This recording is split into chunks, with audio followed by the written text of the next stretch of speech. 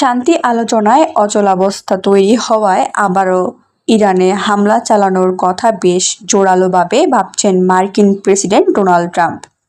Iran যেভাবে আলোচনা চালাচ্ছে এতে ট্রাম্প হতাশ হয়েছেন। অপরদিকে হরমুজ প্রণালী বন্ধ থাকায় তিনি অধৈর্য হয়ে গেছেন। তার মতে ইরানি নেতৃবৃন্দের মধ্যে বিভাজনের কারণে তারা পারমাণবিক কার্যক্রমের ব্যাপারে কোনো সিদ্ধান্ত নিতে পারছেন না। আলোচনার সঙ্গে সংশ্লিষ্ট একটি সূত্র জানিয়েছে, ইরান যুদ্ধ বন্ধের প্রস্তাবের জবাবে যা বলেছে এতে তাদের মধ্যে সন্দেহ তৈরি হয়েছে তেহরান কি সত্যিকার অর্থে আলোচনা চায় কিনা।